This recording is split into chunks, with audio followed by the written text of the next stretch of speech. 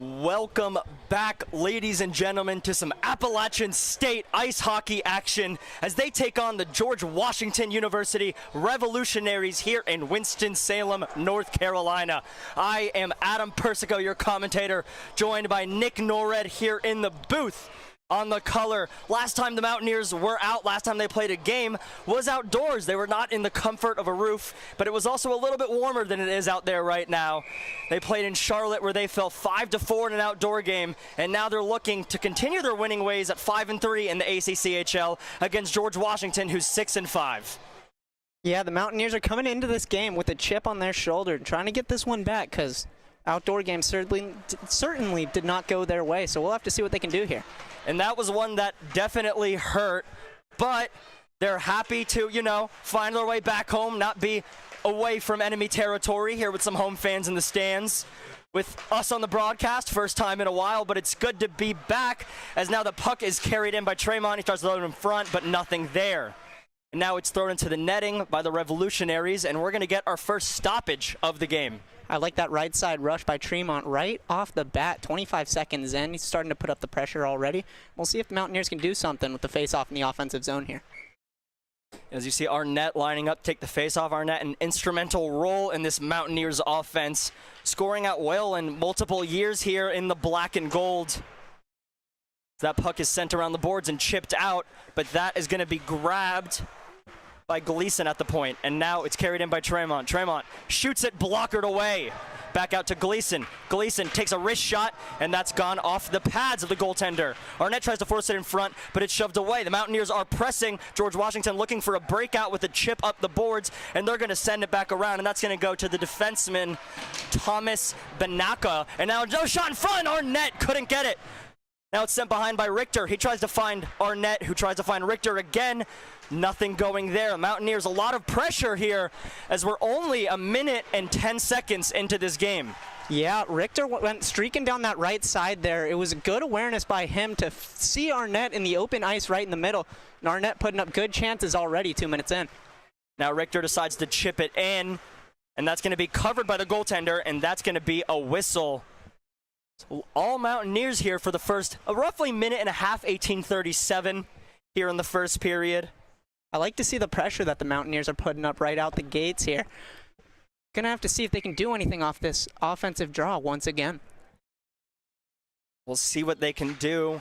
They like to get that sustained pressure in their offensive zone. They've struggled off the faceoffs, as you see there, as they lost that one. As when they're already established and already set up in those positions, seems like there's a lot of pressure there. But once they, get that puck deep, once they drive the net, go into those corners, that's where the Mountaineers really thrive. Once they get that momentum going their way, right? You could say momentum's not a real thing, Nick, but the Mountaineers have proven this is my third year calling their games, that momentum's a very real thing for this team. Yeah, they're most certainly a momentum-heavy team, as it's very evident here right out the gates. They have George Washington back on their heels. Now another shot in front, saved, and that's going to be chipped out, and that's going to be another icing if Seth Johnson is going to get there, and he is going to make it there. George Washington's looking for a breather here, as that's back-to-back icings, which means they cannot get off the ice.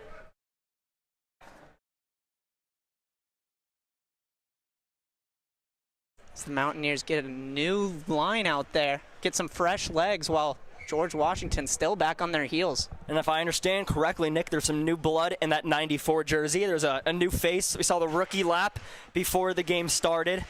New Mountaineer here, a new semester. Like to see that. Revamping for the lineup, possibly starting on the third line as a wing. Yeah, the Mountaineers are very excited to see what Meany can do. They said that they have a lot of faith in him and see him as potentially a first-line guy as the year goes on. Yeah, as we already saw in warm-ups, Meany has a little bit of speed, but we'll see what he can do as he adjusts to App State's style of play and what they like to do and how they like to attack. As that was controlled back by Beatson, and he sends it up and now skating through the zone. A shot in front, saved. McCabe tries to control it. He takes a body check, but that's thrown back down low to Bongren. Bongren throws it around, and that's barely kept in. That's chipped back in straight to George Washington. But a good keep there by Walters.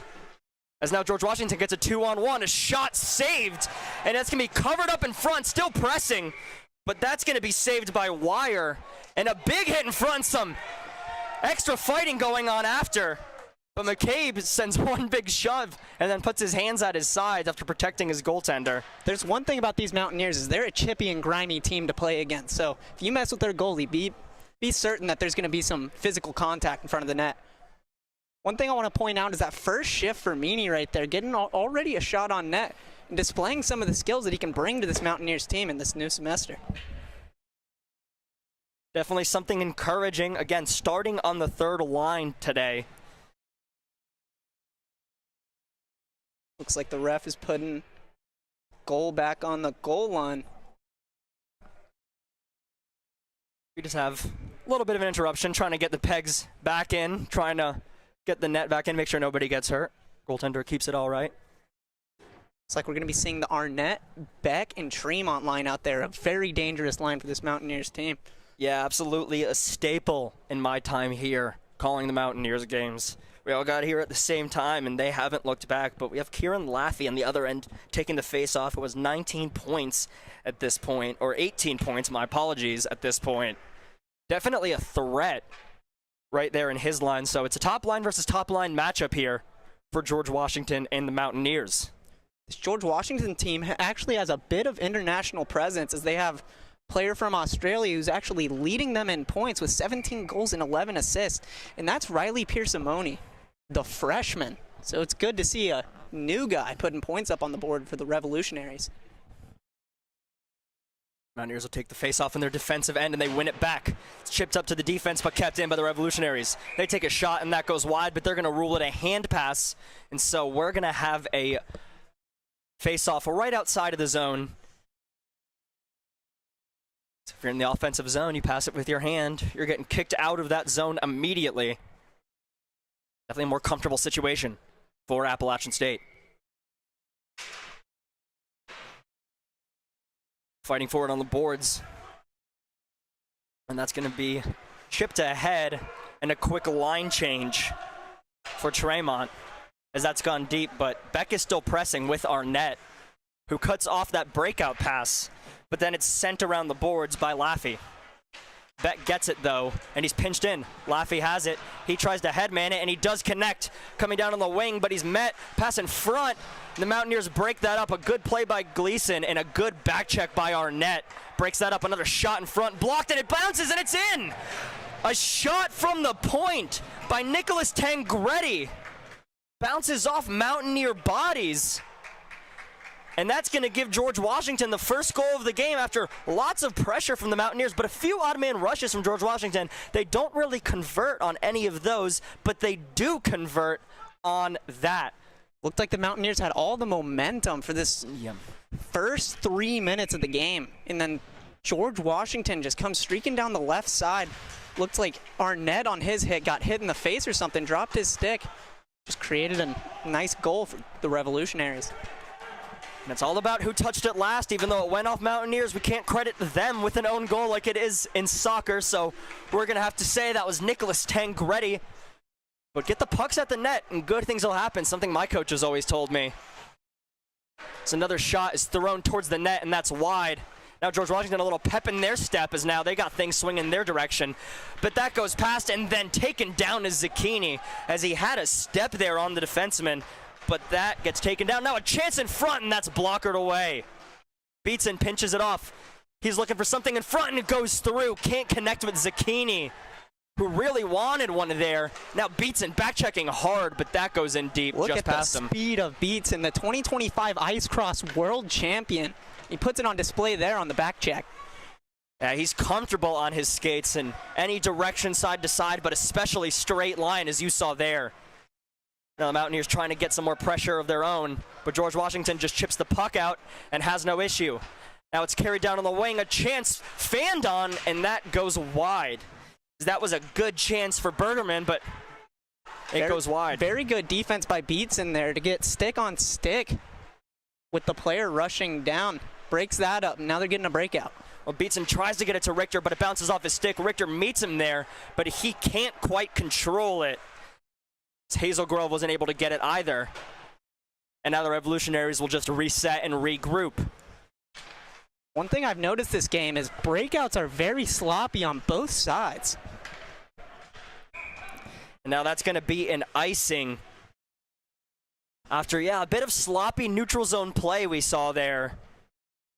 Just looking sort of like a pinball machine in the neutral zone for both teams, especially on that breakout over on the boards.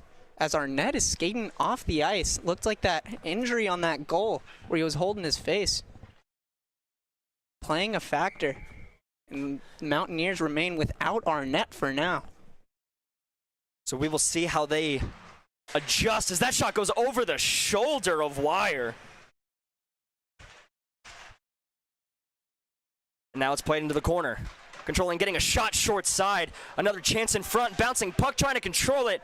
All based off a good chance from Redden, and now that's behind the net. Cross-check delivered, nothing called. And that's sent out wide.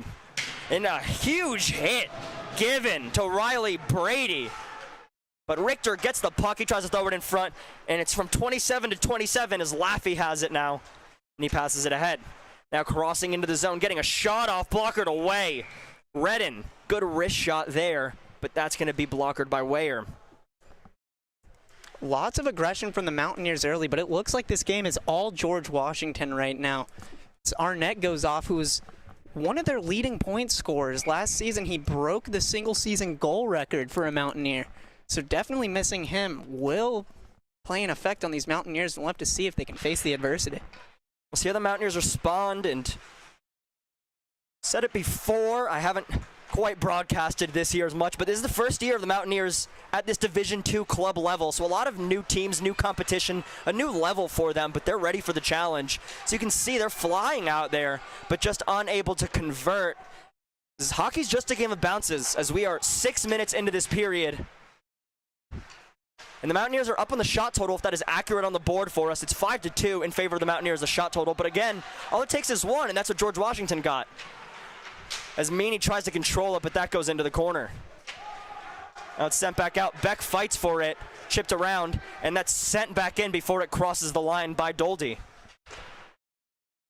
Very sloppy passes on both sides of the puck in this one. Not really sure where it's going to bounce every pass. And a good shot chance in front, but Beck deflects it wide. Another chance off the bottom side of the net. Kind of heard a slight ring there, but it wasn't quite the post.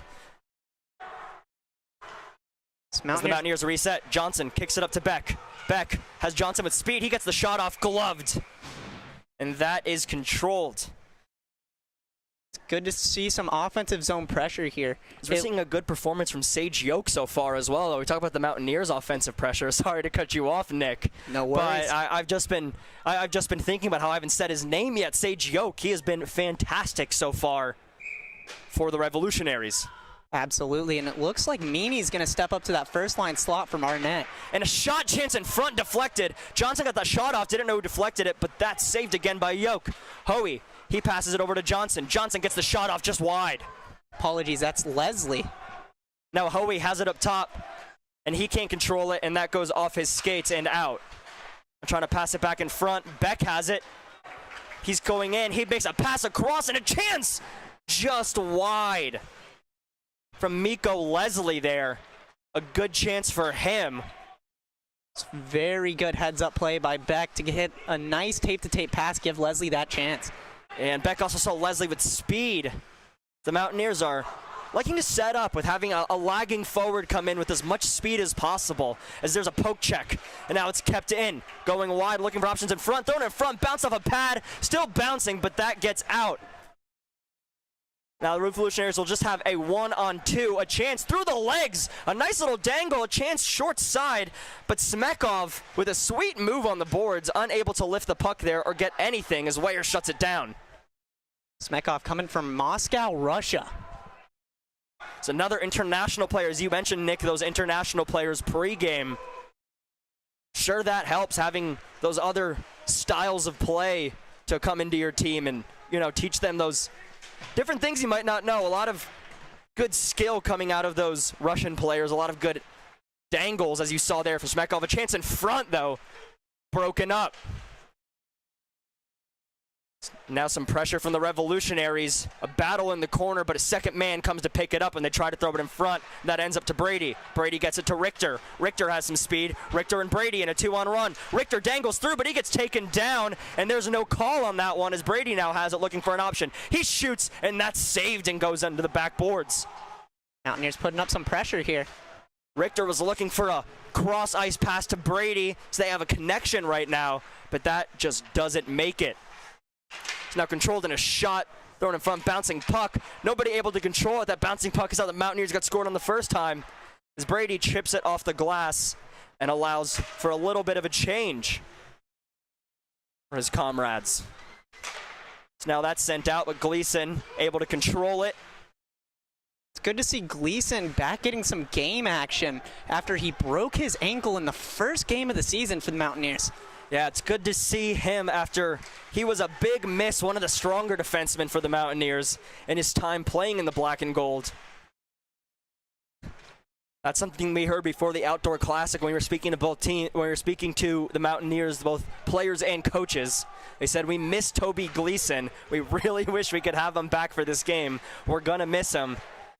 Yeah, I remember we were a little confused because he was warming up for them, showing signs of life, but didn't play that game. Looked like he was just getting his outdoor game experience in. Right, a little rehab skate, a little not unlike Matthew Tkachuk in the Winter Classic, going out for the practice skate but not playing in the game. And he's somebody the Florida Panthers missed, Toby Gleason, somebody the Mountaineers missed. Good to have him back as a chance in front. Nobody's able to control it. Now back up top. It's a good shot by Hoey, blockered away. Now still bouncing behind the net, controlled by Tremont, as now the net is off its moorings, and that's going to be enough for a whistle and a stoppage here. So we have 9:30 remaining here in the first period. Mountaineers are out shooting the Revolutionaries 6-2, but the Revolutionaries have fired when it mattered and have scored on one of their 2 shots. Yeah, the Mountaineers are definitely putting up pressure here, but I haven't seen too many grade A chances from them. Also on the George Washington side, they had that very good chance off the turnover when our net went down, but see if they can do something here. And it's not a game where we've seen a ton in the neutral zone up to this point. It feels like both teams are just controlling play in their respective offensive ends. But we're only halfway through this first period, or a little over halfway in this first period. There's a lot of hockey left to play and a lot of time for teams to adjust. And maybe one of these teams will emerge as the stronger neutral zone team, as a shot by Hoey is paddled away. Johnson crashes in, he pokes at it, takes a slap pass, and he knocks a stick out. Now another shot by Johnson, hits a body in front. Tremont almost takes a great chance with a loose puck in front and scores, but he can't quite convert as he's demanding attention behind the net and delivers a hit as the net has been knocked off again. What a hit by Tremont as he's getting into some extracurriculars there. Yeah, as Joe Hecht of the Revolutionaries tried to come in a little late, and Tremont just puts his shoulder down. A strong skater, both strong on and off the puck, as you could see there, ladies and gentlemen. Took 2 guys to hit him and try to take him down. Still, Revolutionary ended up knocking that net off from a Tremont hit, just showing that strength. Again, like you said earlier, this is just a strong team. As that is passed back, and that hits a shin pad. And now it's wheeled around. Puck is met by Laffey, and he chips it out. And it gets to Smekov, but he can't control it. Now here comes the Mountaineers down the other way, trying to get a chance, but that's played out on a bold play by Yoke, but he beats everyone there. He knows his area. And now here comes a chance for Smekov. He's ahead of everybody, but now he's in a 2-on-1 situation. He gets the late pass, but that's defended phenomenally there by Walters. Beautiful defense by Walters as forces the Revolutionary player to try to find the lane, but he had skates in there. There's going to be an ice, and now the Mountaineers can be forced to make a defensive zone faceoff. But Smekov, I think Smekov waited too long to make a decision there and allowed Walters to sit in the passing lane and really shut down that pass. I mean, he had the pass earlier in that 2-on-1, and then he had the shot, and he just waited too long on that decision. But nonetheless, great job by Walters being in the right place, right time, and getting his stick down and breaking that great chance up. Absolutely. Like you said, he had two options there. That was either pass or shoot, and it looks like he may have chosen the wrong one. And we want a shot in front. Saved by Weyer. Now that puck is chipped off the boards and another shot saved. So just like that, George Washington doubles their shot total on the game. And they're looking for more as a chip in front goes wide, and Weyer decides to cover it, and that's played out. Weyer tried to cover it, but that is chipped wide. And now the puck is still loose up to the point. A shot goes over the net and wide. A plate up top. Spinola plays it down low. Doesn't get there. Mountaineers are playing very deep in their zone, letting those D-men get shots on Weyer. And it's Meany out there right now on the wing, possibly an adjustment period.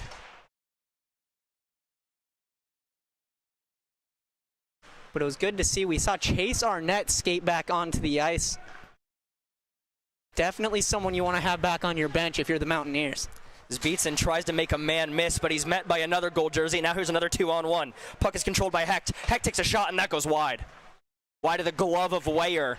Tried to shoot its short side. And a big hit delivered by Brady, and the response was a big hit delivered to Brady.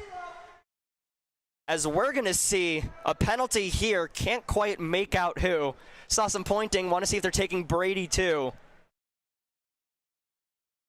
And it looks like they are. So there's going to be offsetting penalties here on Brady and Tom Maripodi. Looks like Maripodi came into that scrum after Brady laid a big hit. Just tried to hit him when he didn't even have the puck. And I think Brady's getting called for standing his ground there as Beck tries to understand the reasoning. Beck going over there, talking to the referee. And talking at the glass there, you see number 47, Jason Beck, pleading his team's case, or at least trying to understand the ruling. But nonetheless, we play on. Yeah, right there, it looked like Brady didn't really have many options with a guy skating at him, not even having the puck. I think either what you do there is get out of the way, or like you said, stand your ground, but obviously it's the wrong choice for the Mountaineers. So there's going to be a lot of open space here, a lot of skating for 4-on-4 here. Get different face-off looks.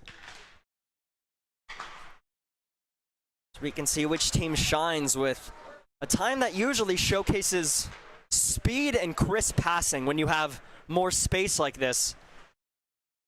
Both teams have shown flashes. Feels pretty evenly matched up to this point, skill-wise, from what we've seen from both these teams. But George Washington with the edge as they go down and they take a shot in front, and that just goes wide. A great chance in front, as that was almost scored by the captain, Ethan Redden, crashing the net. But the Mountaineers get away with one there as Beck tries to make a pass, but it doesn't connect. And now it's just chipped out, and there's a gold jersey to pick it up. Redden has been all over the ice this one. Looks like he's definitely getting his looks in this 4-on-4 action. So he's been taking that empty space and rolling with it. Gleason skates it in and sends it around. Richter has it. He tries to pass it back to Doldy, but just out of reach for him, and that's going to allow both teams to reset with a line change. Pretty much everyone new but Doldy on the ice right now. Seth Johnson, one of the top defensemen for the Mountaineers. Good to see him out in 4-on-4 action, but that one's deflected out of play. So he tried to make the stretch pass to Doldy. Doldy tried to chip it in and get the line change, but it just goes a little bit too high and over the glass. So we have 5:27 remaining in the first period, 45 seconds remaining on those offsetting penalties. So we'll see them out here in less than a minute. We'll be at a break in half a minute, half of 10, I should say. A little over 5 minutes. Mountaineers looking to even the score here before they go into the locker room. Now Richter has it. Richter, he has space. He carries it around. He looks in front. He gets the puck there, but McCabe couldn't corral it. Richter has it. He tries to make a move, and nothing doing there. Now a 1-on-1, and he gets through as a great defensive play by Seth Johnson. Smekov had a chance. But now Johnson, again, going for the body on Smekov. He takes the puck away. That's a good play right there. If you have a very good stick handling player like Smekov. Best thing to do there is play the body. All right, he's a shifty player as Bergerman carries it in. And it goes all the way through to Janechill. And now it goes wide. Back over to Bergerman. It's up top. Shot doesn't get through. Mountaineers, all three Mountaineers above the defenseman, trying to get a break there, but they weren't able to chip it past. And now Brady has it in a one-on-one situation. What can Riley Brady do? He tries to get his shot as a back check, strong back check there from Robert Rich.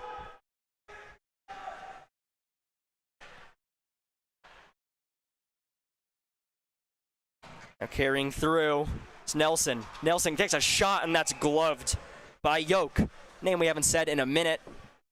The Mountaineers have been on their heels now for the last minute or so. So we're back at 5-on-5 action with 3:58 remaining in the first. Yeah, the Mountaineers definitely back on their heels here. The Revolutionaries were definitely taking over on that 4-on-4, but luckily Wire stood tall and the defense was playing great.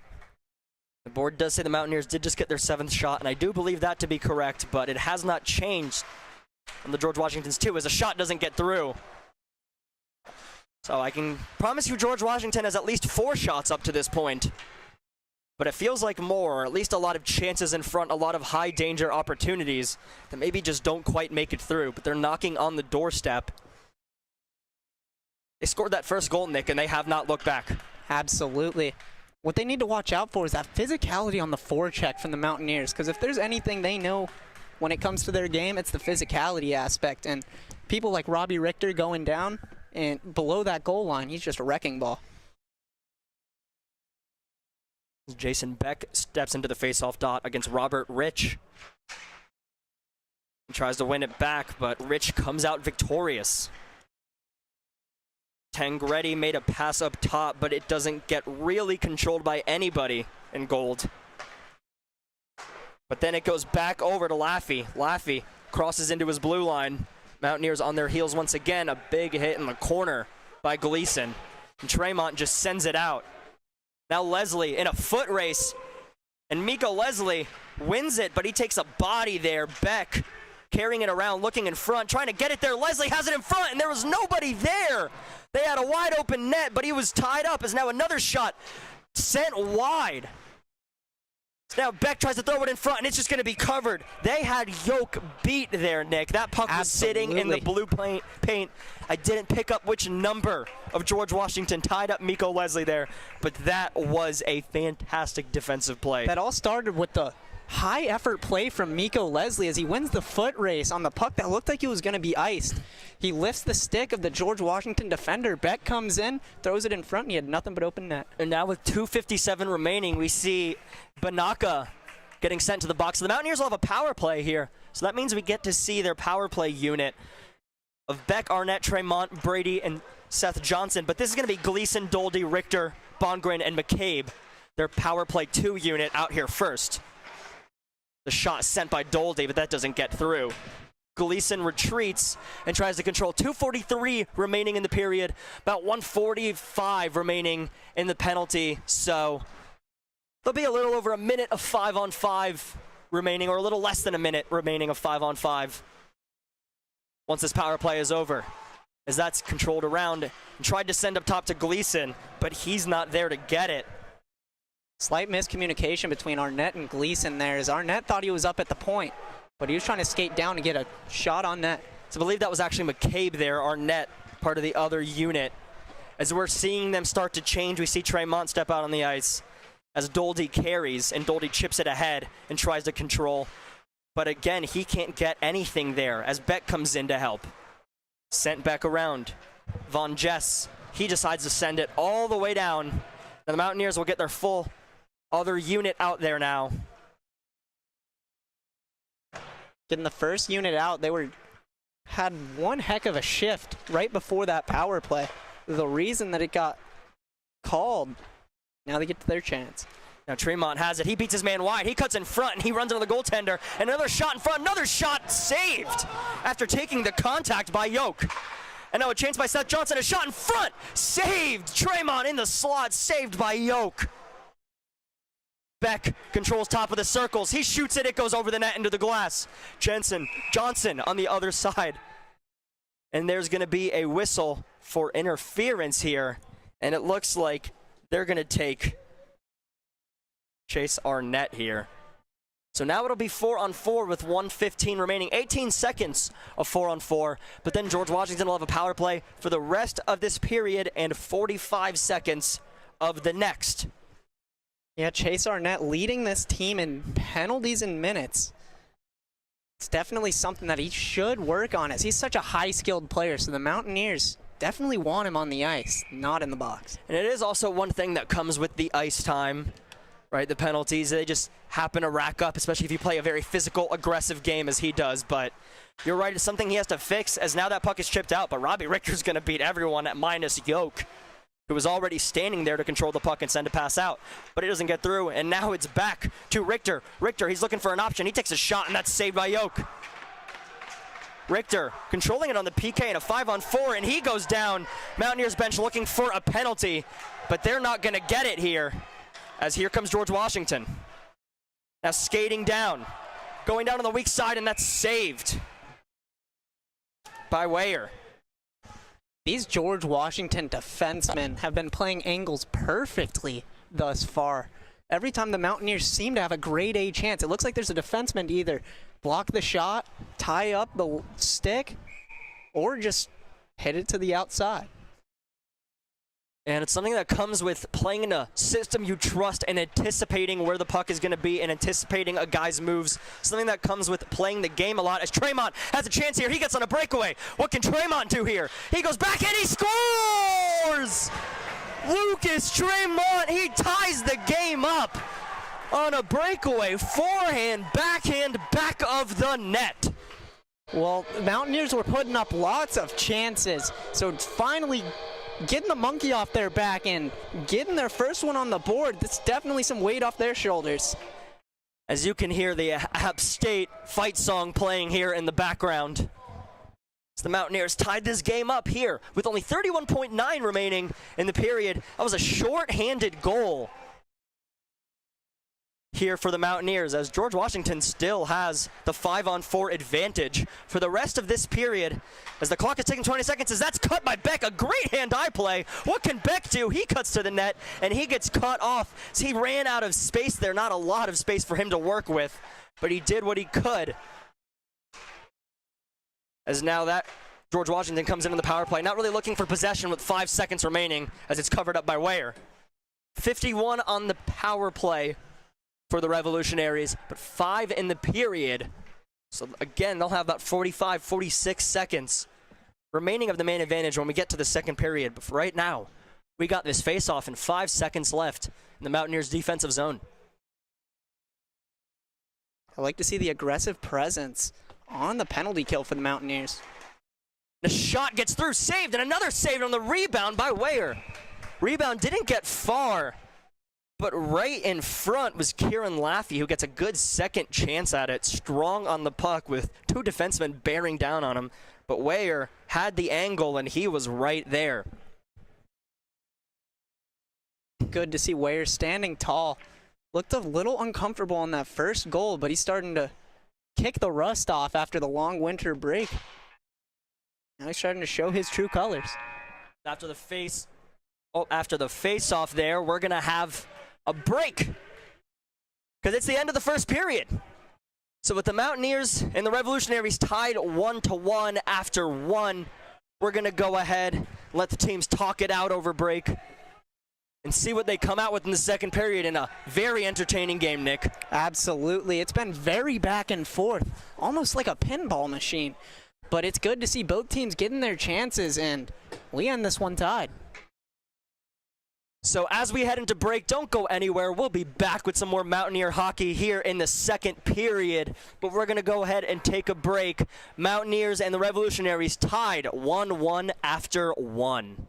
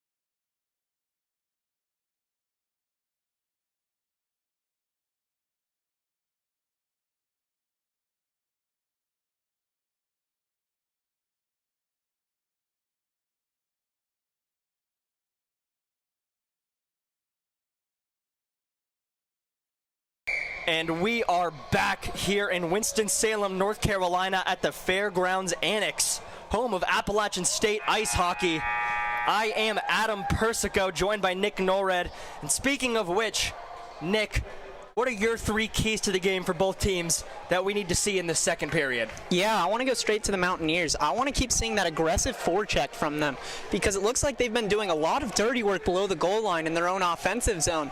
And it's starting to create grade A chances with players just streaking in front of the net and getting open looks. So I definitely want to see more of that from App.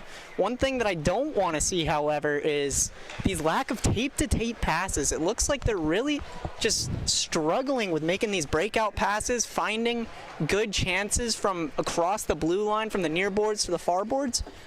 In terms of the Revolutionaries, their defensemen in front of the net have been amazing. They've been blocking shots, getting the right tie-ups, forcing pucks to the outside boards. And App State, every time it looks like they have a wide open net, there's just someone there to stop it. And to expound on your point, that also comes from kind of collapsing and leaving a lot of spaces around the boards open, which is where I think the Mountaineers thrive, and we need to see them work more of there as well. Absolutely. One thing, again, that the Mountaineers I don't want to keep seeing is their wingers are sinking really low in the defensive zone, and George Washington's taking advantage of that, getting the defensemen involved and getting good chances off the point. Right, and if you watch the first period, you have, 2 different logos in the zones, right? On that right side zone, you have a Wake Forest logo above the circles. I mean, they weren't even sitting on the blue line. They were dropping down there to the top of the circles. Yeah, they were working right around that Wake Forest logo.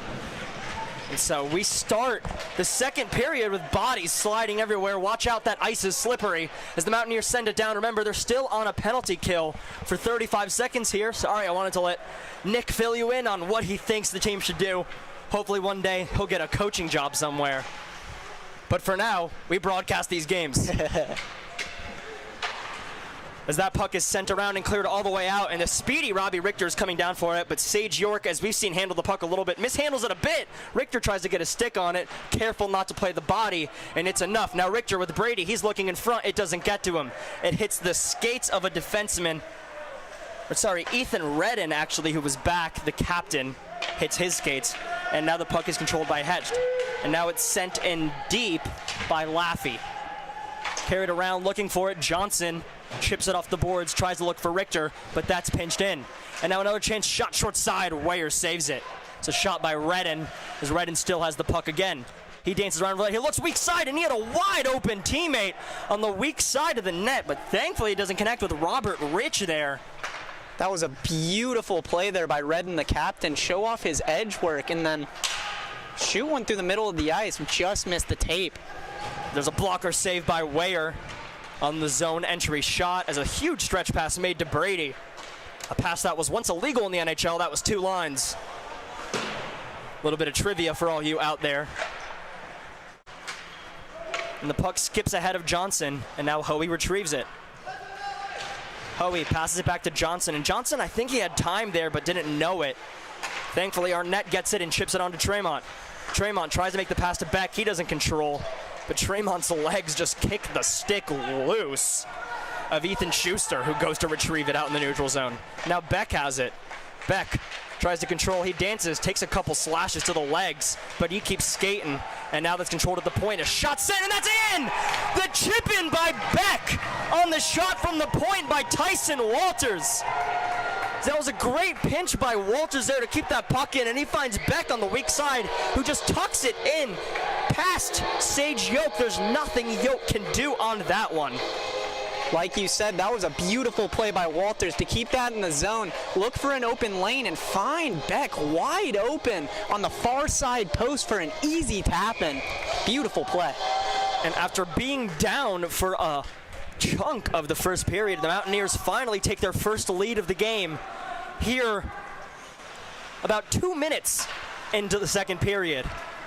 So now they're flying out there right now, as you just saw McCabe zip down the ice. But now here come the Revolutionaries in numbers. A sauce pass thrown in front. Couldn't think of the words. I was mesmerized by it as that puck keeps going in, but that was flat as can be. What a gorgeous pass. But that is shipped on. Meany gets it on to Bongren. Bongren, he has Meany with him. It goes off his stick. It's a shot by Bongren, deflected off the defender. I don't think that was an intentional pass. But Meany had a chance to make something happen. Now that's played on Beatson. He's looking around. He decides to keep it himself. Takes his sweet time. He drops it off to Walters. I'd be careful letting Beatson go coast to coast. And here comes Beatson with speed, but he chips it ahead to McCabe, who sends it in. Now the first man there is in a gold jersey, but Meany and McCabe there to meet him. Now that's sent to the post, to the point. Doldy passes it over, and a shot in front, paddled away. Back up to the point to Doldy. Doldy tries to get the shot there. He doesn't get there. Meany regroups. He makes a toe drag. Little move. Good shot in front off the blocker. Zucchini on the rebound. Nothing there. A toe drag shot. And now McCabe has it. He tries to shoot short side. That's wide. Now back in front. Meany off his stick, and he can't get there. Back up to the point. And Gleason corrals out of the zone. But now he goes right back the other way before a change can be made. He sends it down. Mountaineers, they got to change though, as now Nielsen has it. He takes a hit in the corner. Carter throws it in front. Nobody there. Redden controls it. And now finally a reprieve for that revolutionary defense. Redden, little through the legs move, but it gets poked away. Now it's chipped up to the point, and it's just regrouped. Mountaineers' aggression is showing here right now, as it looks like they have all the momentum in this period right now. So we said that early in the first period. We have to be careful with what we say, Nick. We got a bit of a broadcaster's jinx going when it comes to momentum. Anytime we mention it, it swings in the other direction, whether it's the Revolutionaries or the Mountaineers, as there's going to be a penalty. And I think boarding there as that puck is tried to be carried around by Smekov, but he gets poke checked. Now another chance by Banaka, but he can't get it in front. And now we get a whistle, finally. Well, looks like I did it again. As soon as we talk about the momentum, we're going to get a call on Nelson for boarding here. So that's going to be a man advantage for George Washington for the next 2 minutes. 15:26 remaining in this period. Mountaineers still have the lead in shots, but it feels like chances are even. If you're the Revolutionaries, you definitely want to take advantage of this, as they've been back on their heels for the first 5 minutes of this period. So now if you can get a chance, get this game tied up, get things rolling. We've seen both teams. We've talked about momentum a lot. We've talked a lot about who's controlling the pace of play, in another way of putting it. And so this is a chance for George Washington to get right back into it, because it seems whoever controls the pressure controls the game. And I know that sounds simple, but sometimes hockey's not that simple. The puck bounces weird. Things just don't go your way sometimes.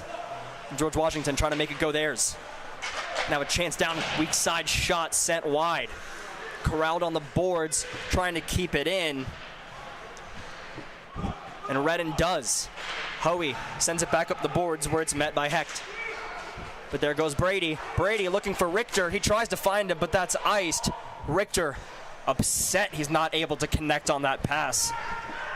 But when one team's mounting pressure, a puck sent in deep isn't a bad play, as that puck is chipped out again before they could set up any pressure. Now it's controlled by Redden. He does a spin move and carries it down the boards. Redden surveying his options. Does that little toe drag off the mask of Weyer. And now another shot goes wide, met by multiple bodies in front of the net. Now Arnett trying to get it out. He can't, and he finally does after 2 fans. 3rd time's the charm, and it does get out. Smekov tries to control it and send it down, but he can't. Now it's going the other way. A shot into the shoulder. Seth Johnson trying to make something happen shorthanded. That's going to be a save by Jochen. We're going to have a face-off. On the first 3/4 of that power play for the Revolutionaries, it looks like they were just struggling to get set up and get the puck moving around. The only real chance they had was from that rush by Redden on the left side, with the backhand off of Weyer's mask. That was about it. Face-off won by the Revolutionaries in their defensive zone. That's controlled by Banaka. He tries to get it up, and it's back to him. He skates through, but he hits it off the skate of Jancho. Now Tangretti tries to make a stretch pass, but it doesn't connect. Trying to connect to Jancho there. 16 seconds left on this penalty kill for the Mountaineers. Revolutionaries gonna need to look for a quick rush here. Try to make something happen. Should the Mountaineers look for offense on this face-off, Nick, or should they just worry about defense and playing the right position here with only 16 seconds left? 16 seconds is a lot of time. If I were the Mountaineers, I'd just focus on winning the draw first. And it seems like they do as it goes back to Gleason, but that puck bounces. Now the Revolutionaries don't regroup. They send the puck up. They're aware they're short on time as that's controlled weak side by Bergerman. Bergerman, he tries to throw it in front off a skate. Bouncing puck, doesn't get anywhere, poked away by Weyer. Now back up top. Nelson racing for the puck. He gets beat there by Tangretti. But Tangretti muscles him down, and now he recorrals it. Mountaineers pressing here, trying to make something happen here. So now they're back to even strength with 13 minutes remaining here in the second period. Carter takes a shot, and that gets through. A reactionary save by Yoke. I don't think our cameras got just how reactionary that was. I don't even think he saw that. It didn't look like it from up here, but that was actually going off net. Hit a skate in front, and he just dropped down last second. Wonderful reactions from Sage Yoke. Instinctual save by him. Showed that sort of sixth sense right there. Had the feeling that the puck was going to be on net. Drops down, makes a good save. It's plays like that keep you in this game. Mountaineers had a really good penalty kill there, as they have had this whole game. For the first time this game, we saw Meany take a face-off, and it goes back to Walters, who gets a shot in front. Bongren gets the tip, but it's swallowed up by Yoke. So first face-off for the newcomer, and he wins it. Nothing but encouraging signs here so far in this game. As you said, Nick, that we expected coming into this game, but... Yeah, that outdoor game definitely hurt the Mountaineers. You can see that they're definitely playing with that chip on their shoulder here. It's also been a month since they played hockey or so. Is now a chance in front, trying to find Walters. I mean, he can't get it. Puck is cut off. Chipped up the boards. Park couldn't get it. And now McCabe sends it back down. Crowd by Spinola. Spinola tries to get it around, cut off by Bongren. Back to Meany. Meany looking in front. Blocked. Now it's just sent out of the reach of Walters. Beats a man there. The Eric Schuster in the foot race there. So Jack Beatson getting an offensive zone faceoff for his team there. Good on him, the Ice Cross 2025 world champion. Shown off that skating ability a few times here. It's definitely someone that the Mountaineers like to have on the ice. That faceoff is won back. Richter tries to make a move. He can't control it. Brady gets a shot in front, and that's saved. Body goes down. No whistle. Johnson tries to find a man in front. Bouncing puck. It's still bouncing. It's loose. Down on the ground is Yoke, but that isn't anything the Mountaineers can capitalize on. So now Richter tries to win it, but he can't. Very good job controlling that rebound there by the Revolutionaries. Richter tries to control it. He does. Brady has it in a 1-on-3 situation. He just takes it to the corner. He loses the puck, but he's there with Hazelgrove. That goes around, and now Doldy has it. Into the corner. Back up to Doldy.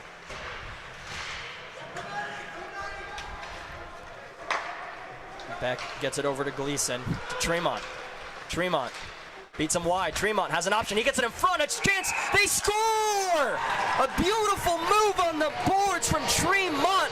Finds Jason Beck in front, and all he does is cleans up the garbage. It's 3-1 Mountaineers. This team is not afraid to get dirty, and it was very noticeable there as they caused that turnover. Streak down, and Beck, a very familiar face on the stat sheet for the past 2 years for these Mountaineers, and he gets one again. So that's going to be another point on the game as well for Lucas Tremont, another plus for that line, as we've said so many things about this line that we love and we continue to love. As here's going to be another chance. Tremont gets it in front. He tries to make a forehand backhand. He can get it to Beck in front. A shot just saved. Doldy tries to get a shot, but it's blocked. And a break for George Washington as they come down the other way. Down on the board trying to throw it in front. Nobody there. Arnett off the backhand straight back up to the defense, and it's sent back in by Banaka. Beck got stuck on defense there, but didn't even budge or look worried, forcing that puck to the outside, and Mountaineers are on a rush. As Tremont makes a move, he gets through, and he gets it on net, but not very convincingly, as now the puck is loose around the net. As Gleason takes a hit, and we get a whistle for a penalty here.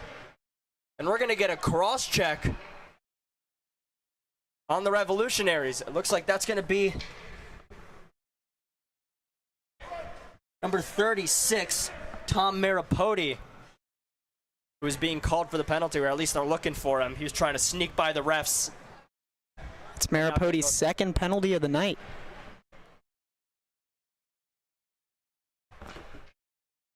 We have 10:17 remaining in the period. The Mountaineers now have a man advantage for 2 minutes. Up 3-1 here. Looking to extend that lead. This is a dangerous power play for the Mountaineers. See if they can get something going. Now that puck is taken wide on the shorthanded chance, but that is met by a defenseman. So now that puck goes in front, but of course nobody there with being one man down. So now they're trying to carry it, but unable to find anything, as now George Washington comes the other way and just chips it in. Tremont goes to retrieve it. They're battling in the corner, Beck there to save him.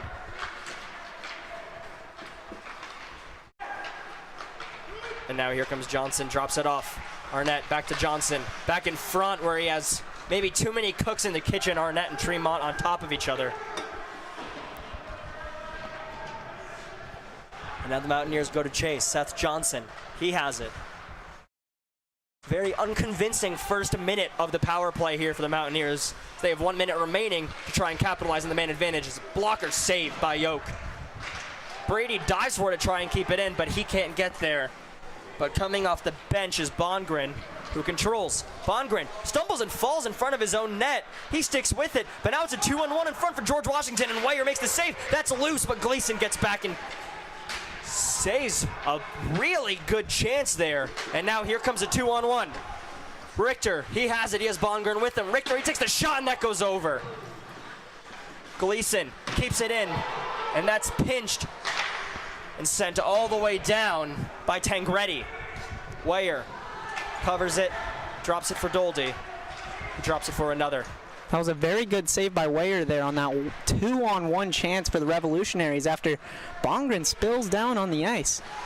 So good on him for standing on his head right there. As Bongren gets the puck and passes it up to Gleason.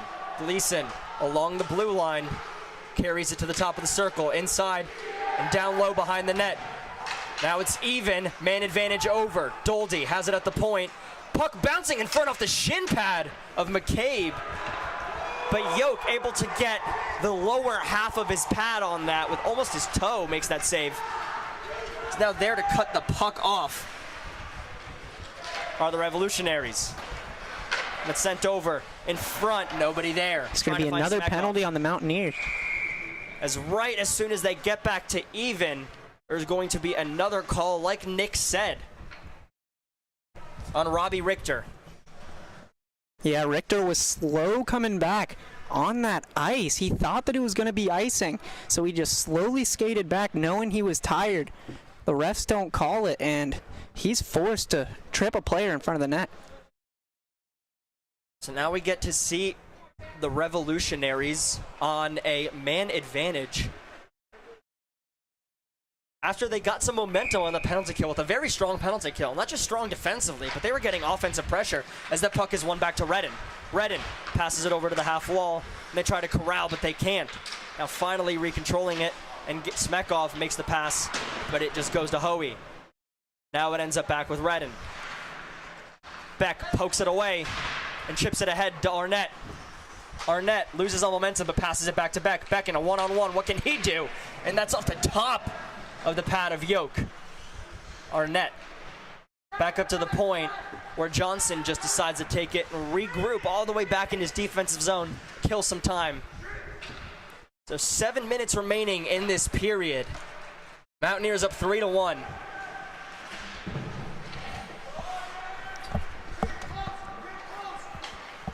And now here comes some speed from the Revolutionaries. Puck is carried wide behind the net. Looking for options, surveying. Laffey. Now it's back over. Laffey short side, he can't control it, but my gosh, Smekov. What a chance for him on the pass from Redden. Sorry, I misspoke there. And now it's back up to the point. Another shot, bouncing puck, just like how they scored the first time. Goes wide. Some sustained pressure here. Now back up to the point, another chance. Sent blocked by Johnson. Giving it his all for that block. Now looking for it in Ovechkin's office, weak side, again bouncing puck, McCabe corrals it. Smekov was very dangerous on that back post there. That pass from Redden just rolls on him. And I think he had wide open net there if that doesn't roll. Yeah, and Smekov again making a move, but he gets stripped. But nothing for the Mountaineers there. Now it's controlled by Janechill. Doldy sends it out. And it's played by a high stick, even though it ends up on the stick of Tangretti. It was played above the shoulders by the Revolutionaries. So we're gonna have a face-off near their defensive end. The Mountaineers have 2 seconds left on this penalty kill, 5:49 remaining in this period. It was good to see the Revolutionaries finally get their power play set up and get working. Got to see how dangerous they can be as we saw a few chances,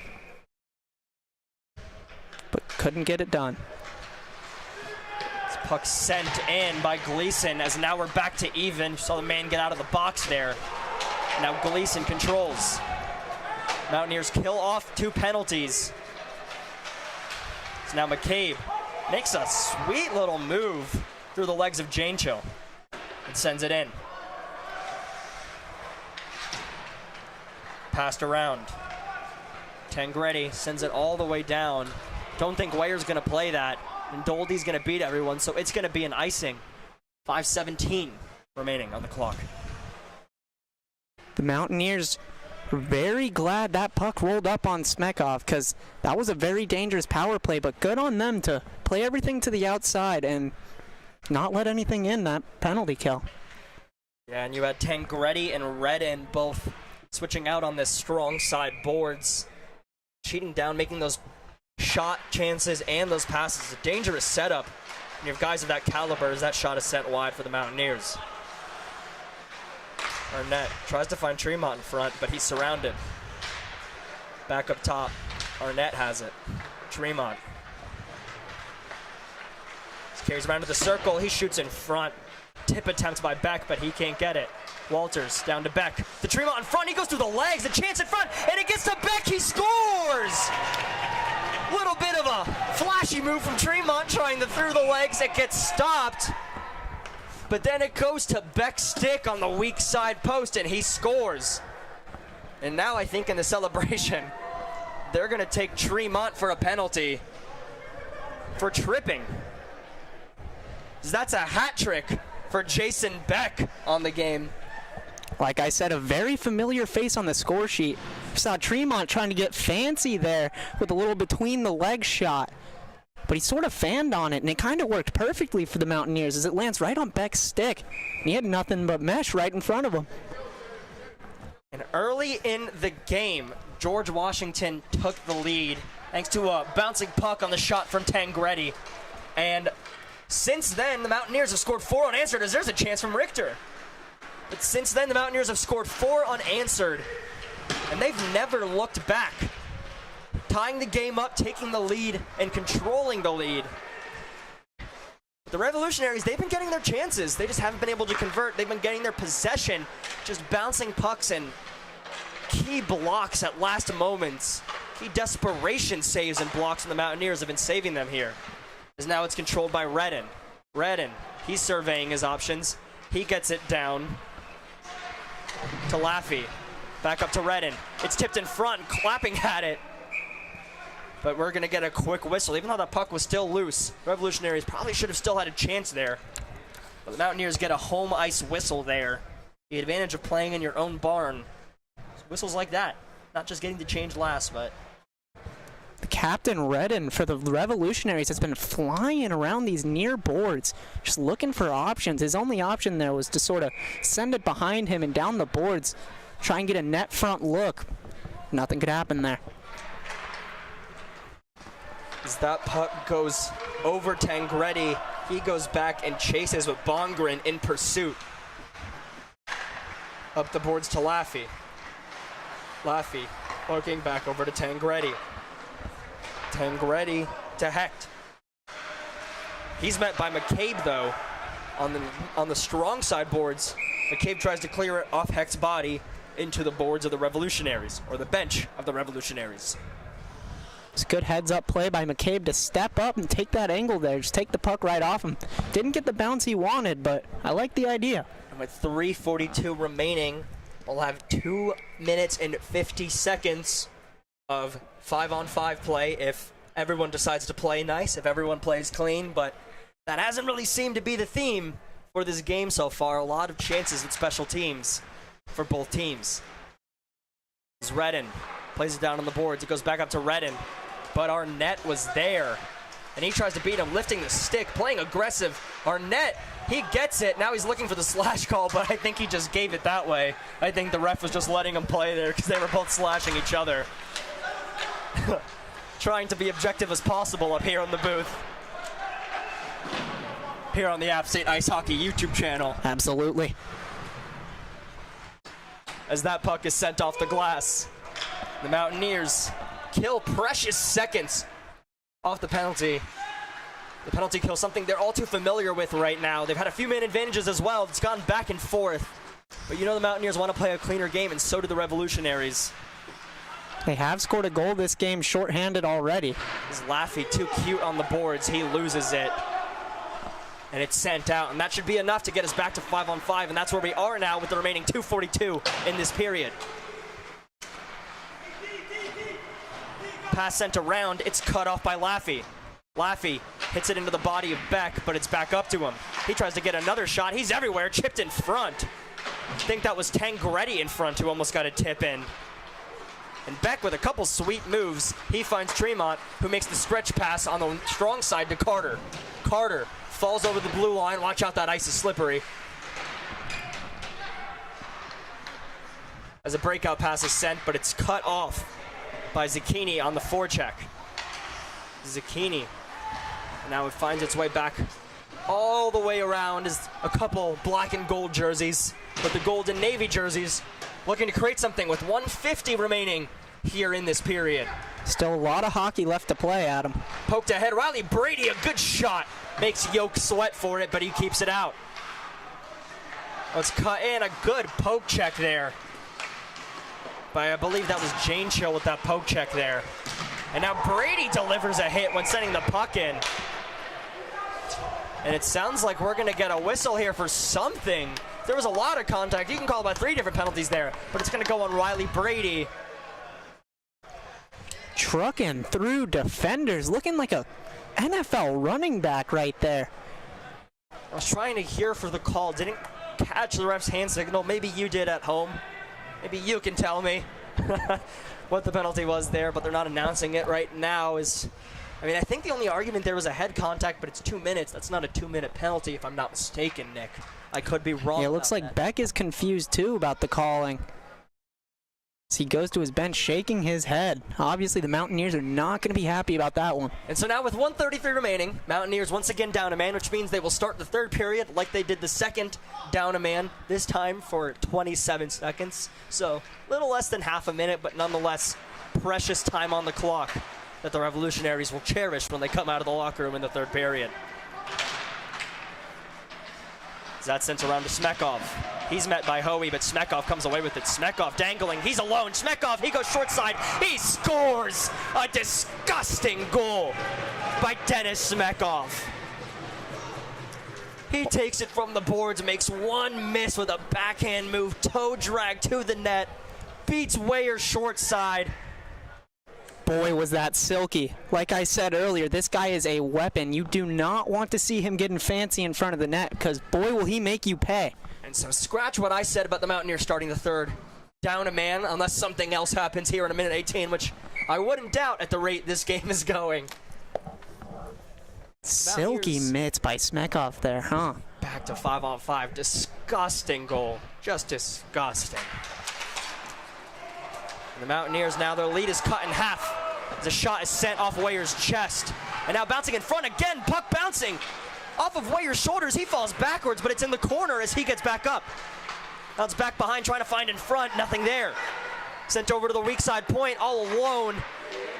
But off the shin pads of Beck. Sent around, back up to the point. And now Tremont has it. Tremont, he gets it in front to a streaking Bet, trying to get him a fourth of the game. But Beck gets taken out. He was covered there. This first line for the Mountaineers has been all over. I like that play by Tremont there as they're rushing in. Uses Beck's momentum against the defenders. He sort of sets the pick for Tremont. Tremont gets the rush in. Beck just couldn't get all into that puck. Less than a minute remaining here. Beck takes a shot and that goes into the netting. So now we have another break. I'll tell you the exact time. It's 40.1 seconds listed on the clock at this moment. Mountaineers are leading shots 26-9 against the Revolutionaries. And I will say, I believe the Mountaineers 26 is correct on the board. I think that 9 is not entirely correct. I counted at least 2 to 4 missed shots in the last period they didn't count. And I haven't been tracking as closely this period because I've been enthralled with this action.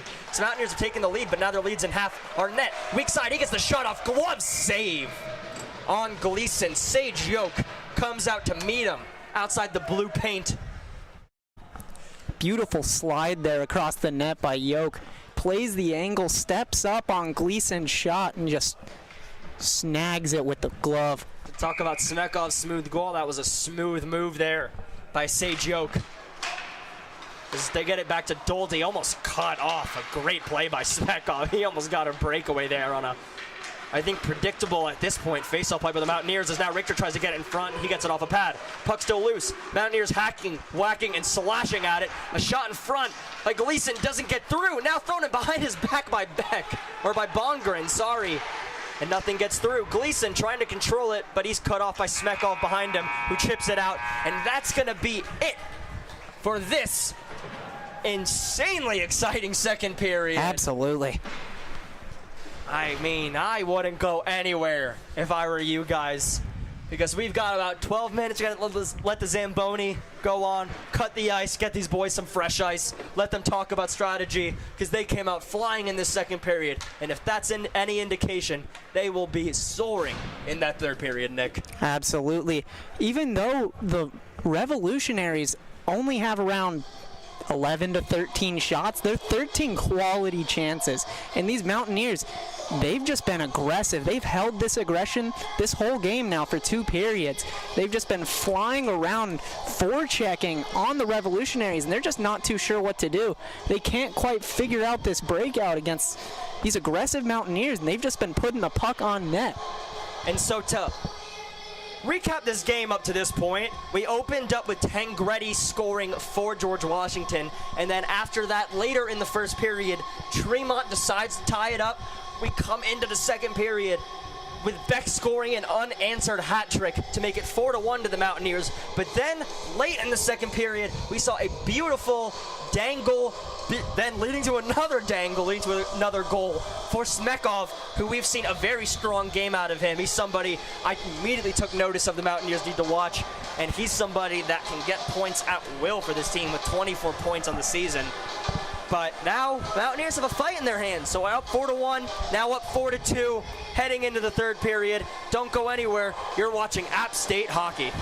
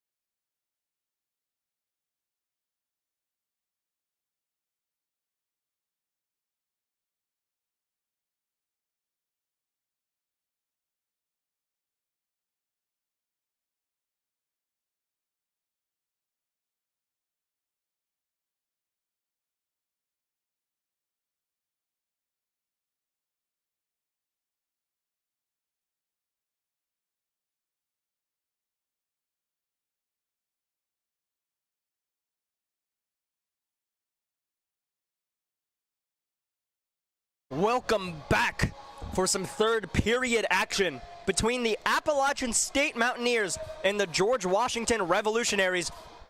So we get ready to start the third period. Let me fill you in on what you missed up to this point if you are just joining us here at the later hours in the night, as it's 11:45 p.m., but we still got 20 minutes of hockey to play.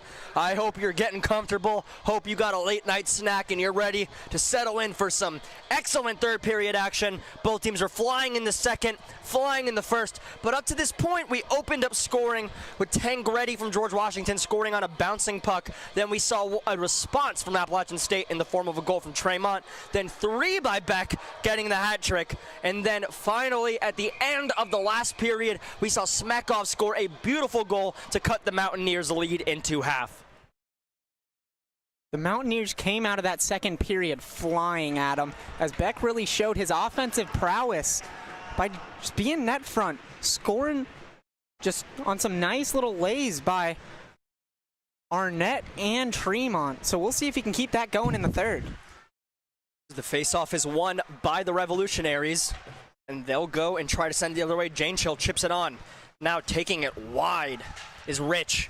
Rich, he has speed, but he slows down on the boards. He takes a hit from Beatson, another hit from Beatson, knocks him down. Beck is there to support him, so is Arnett. Arnett turns the puck over on the boards, straight to Janeshill.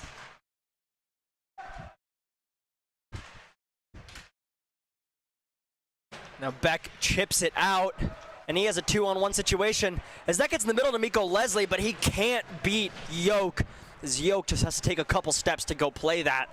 There's one thing Sage Yoke is not afraid of. It's coming out of his net and playing the puck. We've seen a few confident skate outs by him, both behind the net and in front.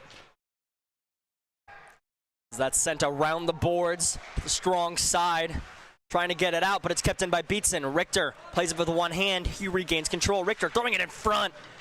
Unable to connect. Brady chases it back.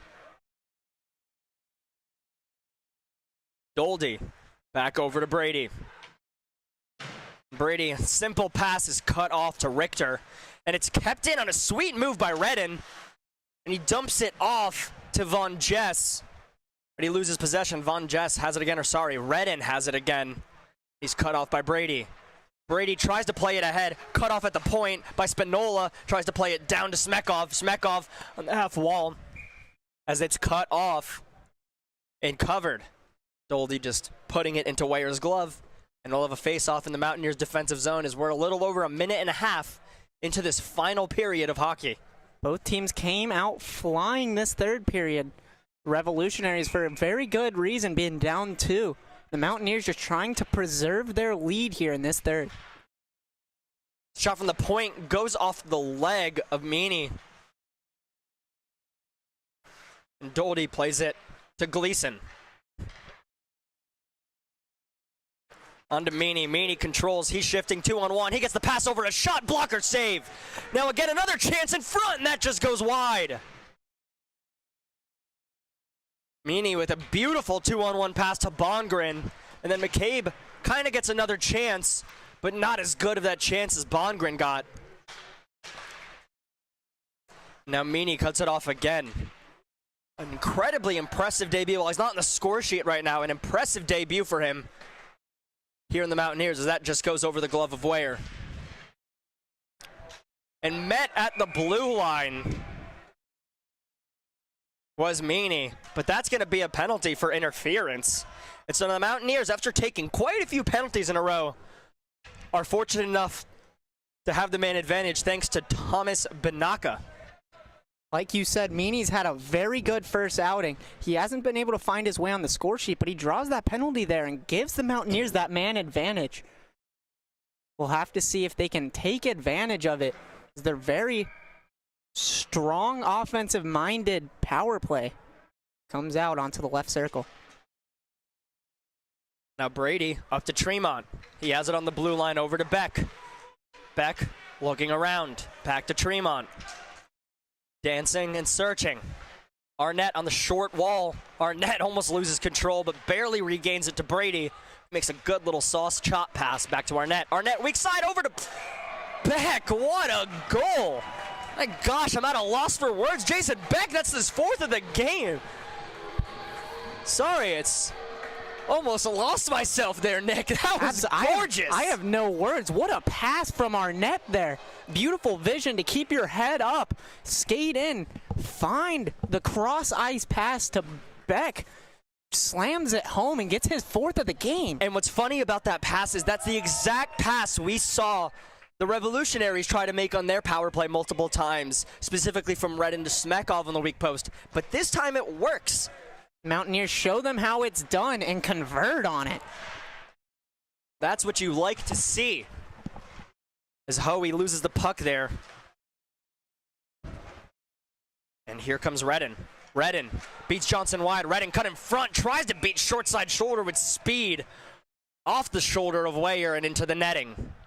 Redden has gotten a lot of offensive looks this game. Nothing quite going his way. But it looks like he just might be due as he comes flying down like we haven't seen before this game. Yeah, as we've seen speed from him in change of direction and that straight line speed, he keeps showing it in flashes, and when he does, Mountaineers are on their heels. To be somebody as well you need to keep your eye on if you're the Mountaineers. As now they have Brady on a break. Can he connect with that puck? He can. Brady on a breakaway. What does he do? He scores! Riley Brady pulling out the bazooka in the celebration.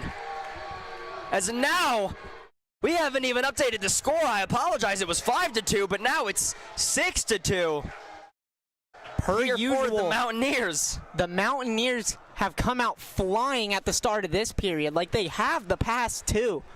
So it's 16:47 remaining in the third. We're not even 5 minutes into this third period, not even 25% of the way done. And the Mountaineers have already scored 2. So once again, break open this lead, and they have a 4-goal lead, their biggest lead of the game.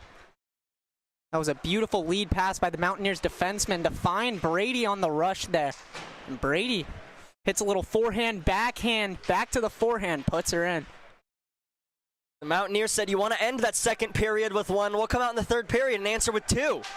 Kind of like how Beck answered with 3 after their first goal. Showing why he's the season record holder in points for the Mountaineers. That puck is sent and swallowed by Yoke. And while the Mountaineers are up 6-2, Nick, I do want to say that Sage Yoke has made a ton of instinctual saves. And a lot of these goals, I mean, obviously breakaways, it's a coin flip either way. Especially when you have speed, the skater has so much of an advantage. That's why game breakaways are so much different than penalty shots, why they're converted on so much more, because you have that speed coming with you. And not only that, the backdoor passes, the chances in front. It's just nothing Yoke can do, but he's doing all he can to keep the Revolutionaries in this game. Absolutely. He's been playing great. Just the Mountaineers have found the answer with these cross-ice passes and just, I mean, they have 32 shots. Very good chance making by the Mountaineers. Yeah, and they're not just 32 shots where they cross the blue line and throw the puck in. They've been meaningful shots. They've been quality chances as they get sustained pressure throughout this game.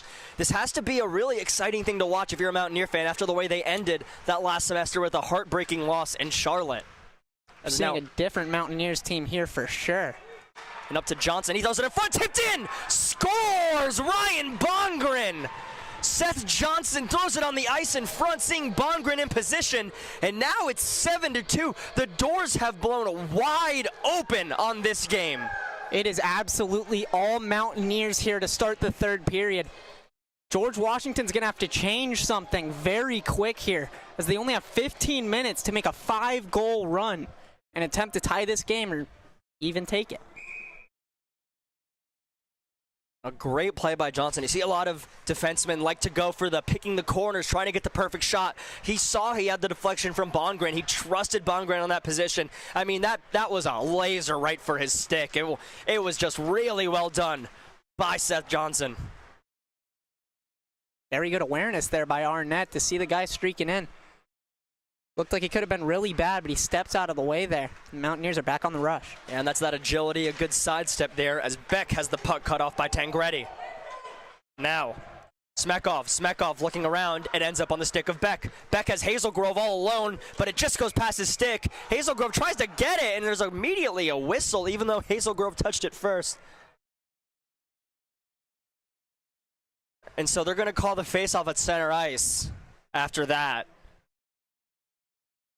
A little confused by that decision there, Nick.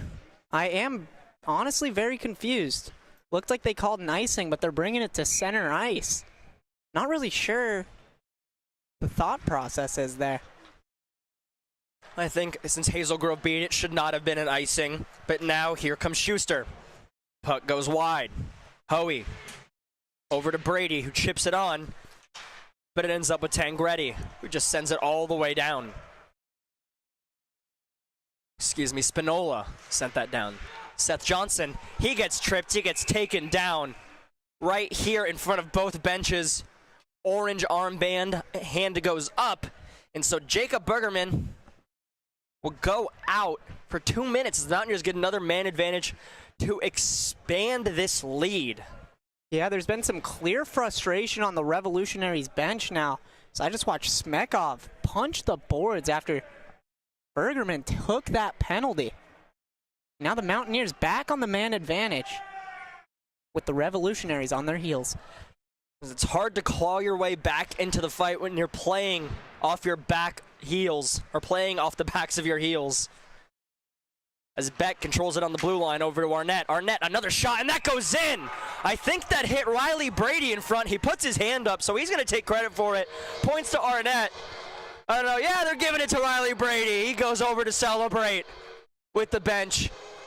Him and Arnett had a little bit of a conversation to see who wants that goal. They give it to him, Brady with the C on his chest. And so now it's 8-2 for the Mountaineers. Captain of the Mountaineers getting his second goal of the game there. It is all Mountaineers here. Came into the period 4-2. Looked like the Revolutionaries could get something going and potentially bring it back with momentum into the third. And now a chance again, swallowed up by Yoke. The Mountaineers crashing the net a little hard for an 8-2 game. But no harm, no foul. Everyone's all right. No penalties, no nothing. Hopefully no feelings hurt. The most important thing of them all in hockey, of course. Absolutely. Odin Nelson has been crashing the net all game. So you can tell Yoke was ready for it. Stood up and shoved him out of the way. Face off one back. Beatson. He has one on him. Keeps it in just barely. And now it's controlled on the boards. Beatson once again with the keep in. They're fighting for it. Scrum right in front of the Revolutionaries bench as Beatson turns around. He finally finds Nelson. Nelson to the slot. Nelson takes a shot. Glove save by Yoke. As both of his line mates crash the net there. He saw an opportunity there as the defense fell down to behind the net. And it looks like that's going to do it for Sage Yoke in this game, who had an excellent performance. I know the scoreboard might not reflect that, but Jeremy Bach is now in for this game, taking over the duties, the backup goaltender. So with 13:47 remaining, we have a goaltender change. Well, yes, Yoke has let in 8 goals. Most of them have been either deflections, goals he hasn't seen, or cross-ice passes that he just wasn't quick enough to get over to. I don't know if I can fully blame those goals on Yoke, but the Revolutionaries trying to change things up and get something going. And an amazing forecheck by Redden gets a chance for the Revolutionaries. But George Washington can't capitalize, and now it's a foot race. This time, won by Bach, who was there. Lessons over. Doldy over to Gleason. Gleason takes a shot. Leaks out from Bach. But George Washington's able to get it out. Off the stick of Doldy, Brady gets it. Bach had a little trouble with that rebound. Gonna have to keep watching out for that because those can come back to bite him. Now here come the Mountaineers in the other direction, but Robbie Richter just sends it in and goes for the line change, a full unit change for Appalachian State. Now that's played in front. A chance here for Meany. A good cut to the net on the pass from Bongren. And that's sent around. Love the impact that Meany's had on this team already, just in his first game. And another chance deflected in front off the post. Carrying it around, looking at the point. A shot by Hoey, but that was just over the blue line. Hoey yelling at Caden McCabe. Looks like that pass was a little behind him. He wanted it right in front of him at the blue line. So Hoey had to control that, and it just barely squeaks over the blue line, causing an offsides and the face-off right outside the zone. Just a close play. Almost could have kept that in. But it was the right pass by McCabe, just a little bit behind him. Johnson makes a D-to-D pass. And then it's passed in front. Hoey tried to make it into the neutral zone. Lost it, but now Hoey finds himself controlling it behind the net. Hoey picks up a little speed off the glass to McCabe. McCabe over to Meany. Meany, he has it 2-on-1. He looks for a chance in front. A chance for Bongren. He can't convert. Meany again. He scores in his debut. He's been due all day, Adam, and he finally gets his spot on the stat sheet. He's been making a heavy impact for these Mountaineers here to start it out. And it shows with his first goal of the season in his first game. And if you saw there, Bongren, he grabbed the puck out of the net, he threw it over to the coaches. That was also, even though it was the 9th goal of the game, that was the loudest the Mountaineers bench has been all game, even louder than the first goal of the game. I love seeing the support to their new teammate, who you could tell they all already have built trust with him and know that he is an impactful player in this roster. Can't wait to see what he can do this season. Definitely turning out to be a great pickup for the Mountaineers here in this spring semester here. This is their first game of the spring semester. Zucchini takes a shot blocker save by Doc. Or Bach, sorry. Bach pokes it away. Jane Chill controls it in front, ends up to Nelson, who looks to make it past to Carter. But Carter loses control there. Bouncing puck back and forth, and finally coming away with it is Nelson. He loses possession. And a hit attempted by Carter right in front of George Washington's bench. I know they're down 9-2, but it looks like the Revolutionaries are just letting up a little bit. And it's hard not to when you're down 7 goals in a game that you felt you were right there. So Arnett tries to make a pass in front, and bouncing puck controlled by Redden.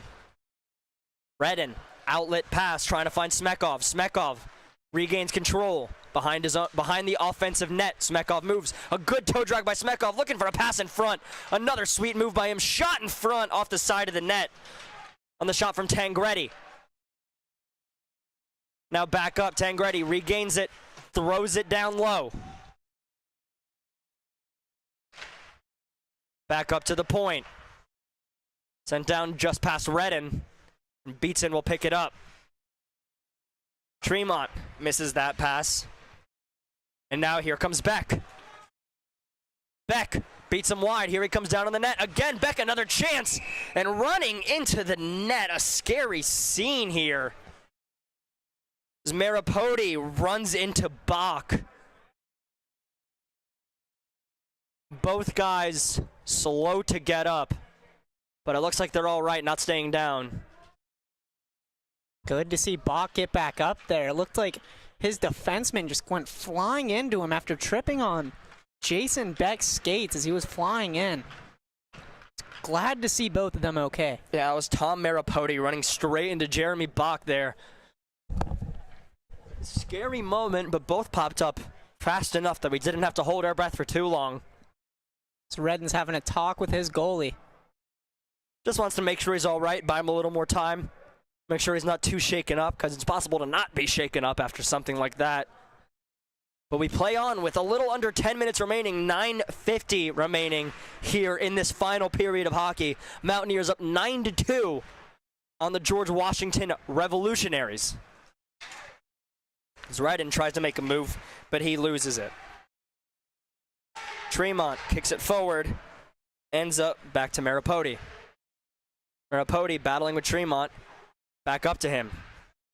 Beck throws it in front, a 1-2 play.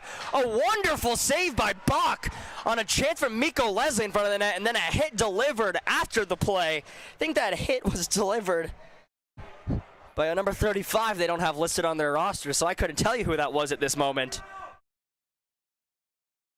Hope Leslie's okay there. He's unbuckling his helmet. Looks to be fine, but looks like that hit was to the head by number 35 for the Revolutionaries. And so actually we're going to send at 36, Tom Maripodi. A tough shift for him after flying into his goaltender. Now having to go sit in the sin bin for 2 minutes while your team is down 9-2. Clear frustration from the Revolutionaries, and I do not blame them. Looks like whatever Matt Mugno said in that locker room to the Mountaineers in that second intermission, it helped. Because the Mountaineers came out and they have not stepped off the gas. As they have scored 5 goals in this period, scoring a combined 4 in the periods leading up to this.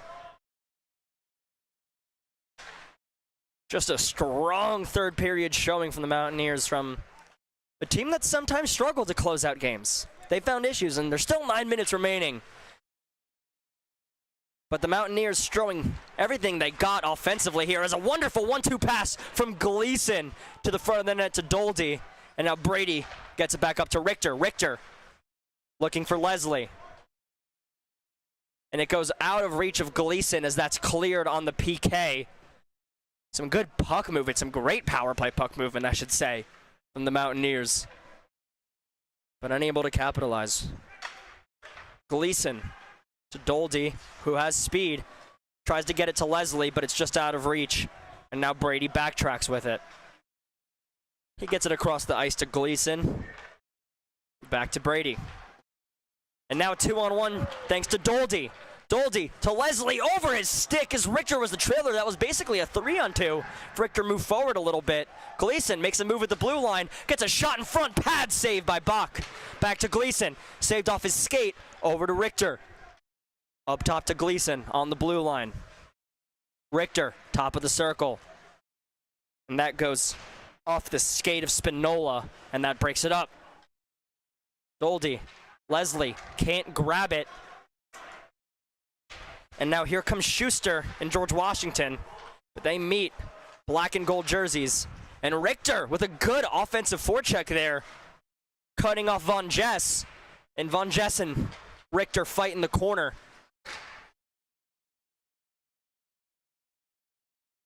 Now the Mountaineers keep possession. Johnson throwing it in front, not there.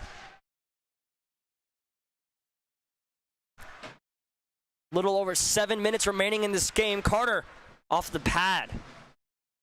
And in front, puck's loose, smacking at it. Puck's still loose, or we finally got a whistle and some fighting after Leo Zucchini is getting swallowed up by 4 players.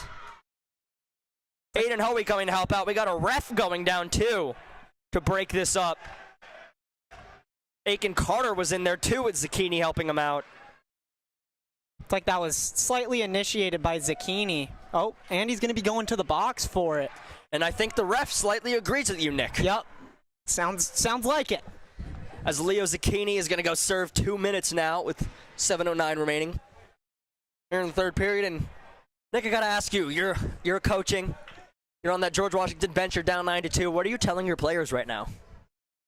Don't look at that scoreboard. Play as hard as you can for the rest of the game until that clock hits 0. See what happens. That's basically all you can do at this point, is try to play your game, play to your strengths, try to get as many as you can on the board. Because, hey, crazier things in life have happened than a 7-goal comeback. Right, and they also do have things to look forward to, right? And they play again tomorrow, if I'm not mistaken, if I'm correct, yep, right? They'll be playing ECU tomorrow at 9:15. So try to see if they can bounce back, get their momentum back, look like the team that they were before, sitting at 6-5 and 5th in the ACC-AHL. And if this score stands, they will be 6-6, back to 500. But of course, the chance against East Carolina is a golden chance for them to get back to their winning ways. This is a team that, like you said, had a winning record coming into this game, will be at 500. They're a team that knows how to win. And now here comes Smekov. He tries to make a move, and that's a great poke check by Aiden Hoey. Just textbook When you look up poke check, they'll show that play by Aiden Hoey. It's exactly what I was going to say. That was a textbook play by Hoey to read him. Know that Smekov is dangerous with that stick handling. Watch the chest and then get the poke in there and get that puck to the boards. Seth Johnson had a bit of a 2-on-1 there with Nelson, but Johnson loses the puck there, unable to control it. And now here comes Tangretti. He passes it up.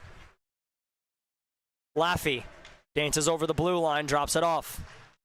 Back in front looking for Laffey, and he drops it back.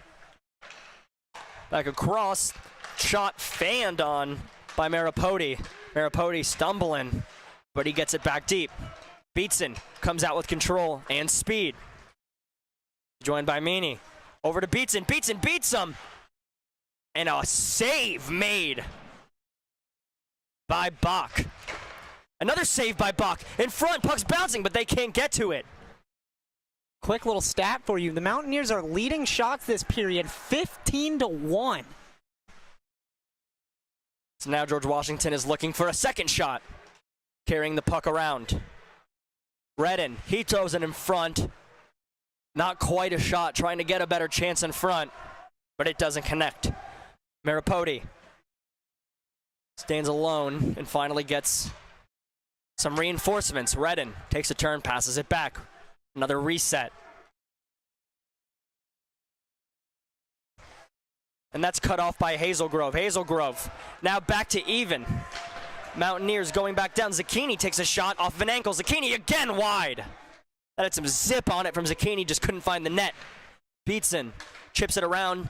That rolls along the boards to the front of the net, poked away by Bach. And now there's going to be a penalty on the Mountaineers. Behind the play, it looked like there was a hit that was unwarranted. So we'll get at least at minimum an interference call. Maybe it was an elbow, maybe it was something else, but Leo Zucchini will go serve his 2 minutes in the box. And we're actually going to call it a rough here. That's what it looks like the referee is signaling. So with 4:44 remaining, Mountaineers back on the penalty kill that almost really hurt them earlier, Nick. Absolutely. That aggression, while it can catch people on their heels, once they start reading that aggressive penalty kill, they know that they can just get rid of that puck that half of a second faster and beat them and almost find a way behind. Yeah, and you know, we can call losing 9-2 or being down 9-2 a learning experience. But being up 9-2 is almost worse for a coach, right? Because how do you teach a lesson when you just won by 7 goals and scored 9 goals? So I know that the Mountaineers are likely to come out victorious at this point, Nick. But you're Coach Mugno after this game, and you need to tell them things you need to work on, especially going into a game tomorrow night, same place, same time against Duke. What do you tell your roster? Hey, oh, my bad. I'd say, hey, we played a good game, very solid hockey game. Now, while the aggression was there, the boys came out to play. Bring it into tomorrow. Don't let this just be a this game thing. I don't want to see the boys come out sloppy tomorrow up against Duke, a team that they have beat before. But if I'm Mugno, I'd say, hey, don't step off the gas. Don't let this win fool you. So we still got another game tomorrow. That is swallowed up by Lucas Weyer with 3 minutes and 46 seconds remaining on the clock, 1:03 remaining on the Mountaineers penalty kill. But you're absolutely correct. It's about building a momentum, something they've struggled to do all year, right? The Mountaineers 5-3 in the ACC right now. But if you look at the record throughout the season, I don't have the exact number, not as impressive with the out-of-conference games because they're not able to string together wins. As now here comes Tremont again. Tremont one-on-one with the goaltender. What will Tremont do? Through the legs, he scores! Lucas Tremont goes through the legs and scores through the legs of Jeremy Bach. I think that one surprised both the goalie and Tremont. Tremont looked like he was going to try to lift that one high, but just missed it a little bit, and Bach wasn't ready for that either. He had the read, was going to play up high, and Tremont just finds him in the 5-hole after a beautiful between-the-legs goal that we saw him try earlier, which did turn into a Jason Beck goal. So now we have our first double digit on the new score bug here. Had to readjust that because we weren't expecting double digits today, especially with the way that first period looked, with how evenly matched both teams were. But the Mountaineers coming out strong in this third period just dejected the Revolutionaries. They have no answers for this App State aggression, as we've been saying all game. And most impressively, the Mountaineers sticking with their defensive plan at this point, as there's another great save on a deflection by Weyer. But most impressively, sticking with their game plan, playing tight defense, shutting down these passing and shooting lanes, and still blocking shots while up 8 goals. That's a team who wants it. Absolutely. You can tell that that loss to UNCC hurt them, because that's a team that they've established as probably their biggest rival in the ACC. And losing that game outdoors in front of all of your fans definitely hurts, but you can tell that they want that back with this 10-2 game right here. And we're seeing a different Mountaineers hockey team this side of the semester. And now bodies flying everywhere. And now Beatson comes out with speed. He beats a man wide. Beatson 2-on-1 with McCabe. Beatson makes the pass in front to McCabe. That puck bounces over the net. Beatson and McCabe, one of the quicker odd man rushes you'll see from this Mountaineer team, as McCabe tries to take it the other way. Hazelgrove has it. Hazelgrove saved by Bach. Hazelgrove made a little toe drag release there, trying to get the puck around the defenseman. I love that quick release. He knew that the defenseman was stepping up to try and either block that shot or stop his stick from gaining momentum, getting that on. He gets that quick release off, like you said. Beautiful work, even though couldn't get much out of it. Beatson, that puck is bouncing around to Hazelgrove. He tries to control it, and his stick goes flying. Now that's controlled by Tyson Walters. Walters to McCabe. And now Beatson sends it in. Takes a little bit of a shove from Bergerman. Beck gets it over to Beatson. Meany tries to throw it in front. He can't get it. And he's tripped up.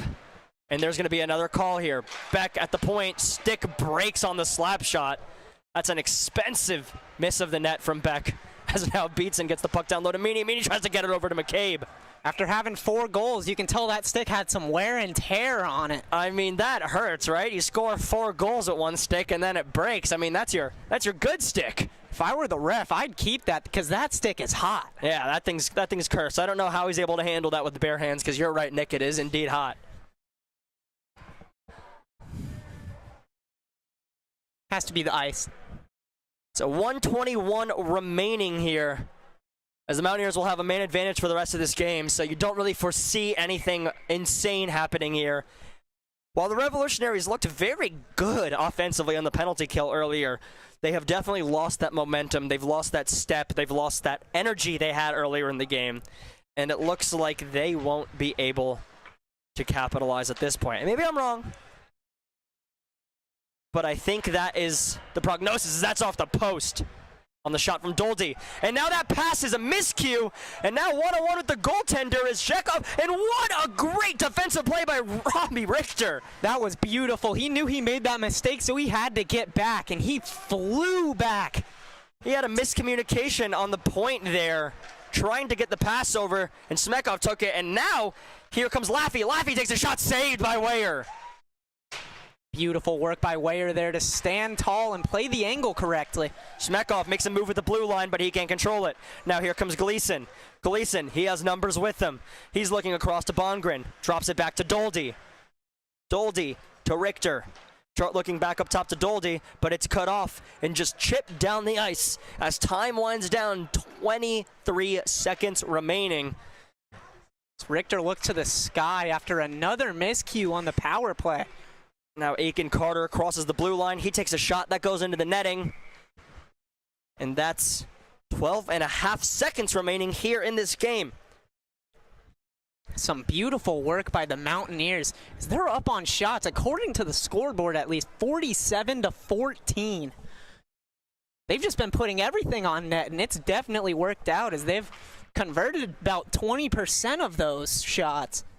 Insanity from the Mountaineers here on their opening night of the second semester. And so with 10 seconds remaining, Doldy takes a shot, and that's gloved by Bach because for some reason they don't want us to go home right now, Nick. As they said, we know you've had a good time watching this hockey game. We know you've had a good time coming back to Appalachian State hockey. It's been a while since I've been here for one of these games, but What a game to come back to. What an effort to come back to. What a team win to come back to. As while you talked about the shot total, we saw some great saves from Weyer throughout that game, but we saw an excellent defensive unit effort from the Mountaineers. Nick, what can you say about this game? The Mountaineers played a very, very good hockey game compared to what we saw outdoors against UNCC. It just looked like they couldn't get any regrouping going. They kept turning it over in transition. And finally, towards the back half of this game, the Mountaineers just figured it out. Nothing but tape-to-tape passes, beautiful chances, heads-up plays. Just a beautiful game from the Mountaineers overall. And so as both teams meet in center ice for the handshake line, of course, my favorite tradition in hockey, a classy sport for classy men, as they shake their hands, and the Mountaineers go ahead and win by 8 tonight in this ACCHL matchup. That'll improve their record to 6-3, and that'll make George Washington 500 at 6-6. Tomorrow, App State will take on the Duke Blue Devils here in the Winston-Salem Annex at 9:45 p.m. We'll once again be streaming here on YouTube on the Appalachian State Ice Hockey YouTube. As always, I'm Adam Persico. And I'm Nick Norrid. Thank you so much for joining us for some Appalachian State hockey. Have a good night.